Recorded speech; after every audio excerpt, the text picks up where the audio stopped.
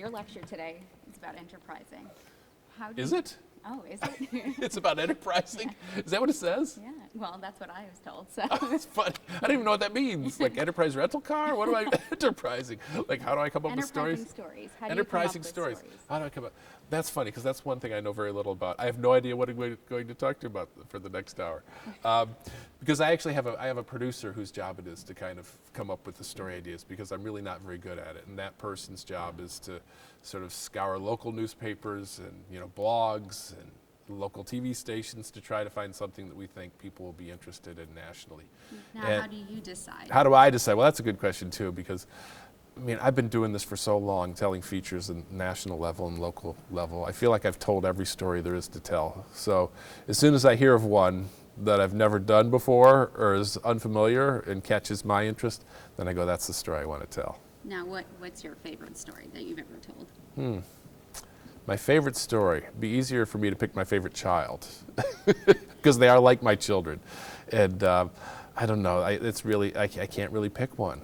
We did a story recently about a little boy from Toledo who found $20 in a Cracker Barrel parking lot and gave it to a soldier.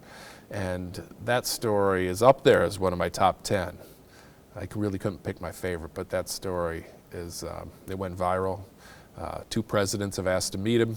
And it always feels good. And his little $20 that he gave to the soldier has turned into $2 million. Is in the process of turning into $2 million as people continue to pay it forward to the charity that he set up. All right. Now, why do you do what you do day after day, year after year?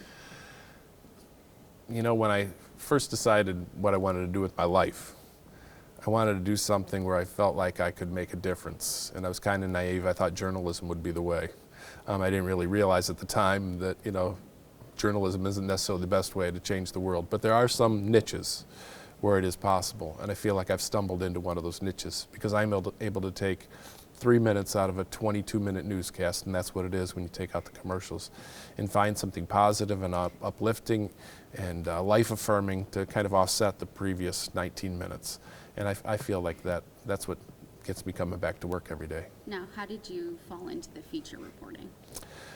It's funny because, as you know, as a journalist, usually when we start out in the business, everybody's competing to try to be the lead story, to be the first thing in the newscast, and that was never me.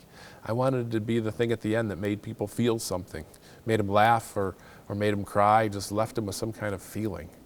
And so that's all I ever wanted to do, was be the last story in the newscast. At the time, I think a lot of people thought it was the least important story. It was last, after all. But I've come to believe it's the most important. Now, those feel-good stories, they make people cry, like we were talking about earlier. Is that when you say that was a good story? Yeah, if people feel something, they don't always have to cry. Lately, people tell me I should be sponsored by Kleenex because I make people cry with these stories.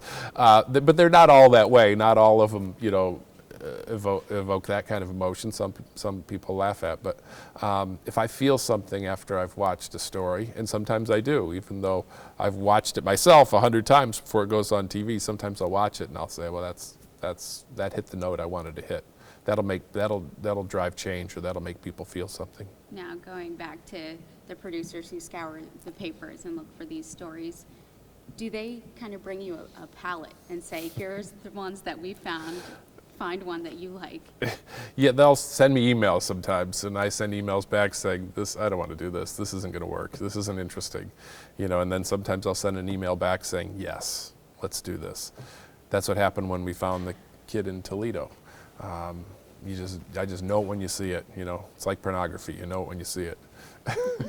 Now, what makes a good story for you? Something that's not dull, first of all. Something that makes people feel something. Something that people haven't seen before. Something that's not cliche. A lot of times in TV news, you can watch the first 5 seconds of something and say, I've seen that story before. Maybe not that very story, but I know where this is going. This is the one-armed wood carver who, got over his disability and now he's making statues. That's great and all, but I want to do something that isn't quite cliche, because there's too many cliches out there. Do you have any other questions? Is there any stories that the producers wanted you to do and you thought it would be terrible and it ended up being pretty good. 'Cause That does happen sometimes, because yeah, I try to tell my producers, just because I say I don't think it's going to be a story, I don't think it's a story doesn't mean I'm right. Sometimes I need people to come back and second guess me, because my instincts aren't always right. But I have to feel it. If I feel it, the viewers are going to feel it. I always used to say that tears make for good television. I used to tell reporters that. But they only make good television if they're your tears. If you feel the emotion of the story when you're out there, gathering the facts, then it's going to come across. But just somebody crying on camera doesn't mean anything. Now, how do you hit the note that makes sure that you're going to feel? Make sure that I'm going to feel it in the field. I don't know. Just sincerity. I hate interviewing celebrities because, not that they're bad people, they've just been interviewed so many times and it's so rehearsed that you just know you're going to get this kind of canned response, and all the originality and sincerity is zapped from them. When you interview regular folks, which is what I do most of the time, you're going to get sincerity, and when you get that, then you usually get a good story. What's it like traveling across the country to find these stories? It used to be one of my favorite parts, but now I have 3 small children, and the traveling is actually like my least favorite part. I've been to, you name any spot on the map, and I've been within 10 miles of it. I've seen everything there is to see. The only thing that makes it worthwhile for me anymore is the people that I meet along the way. I don't care about seeing another monument or another mountain, but the people are always unique, and that's the only part of the traveling I like, is the stories themselves. I don't like airplane rides. I've had too many. I was on a plane once from Miami to Key West. I was the only person on the plane, and they lost my luggage. Those kinds of things just happen too much to me. So when all is said and done, and I'm a recluse, which I'm getting close to being it, and sitting at home, I'm not going to travel. My wife may drag me to a few places, in retirement, but it's not going to be my choice. All right, thank you.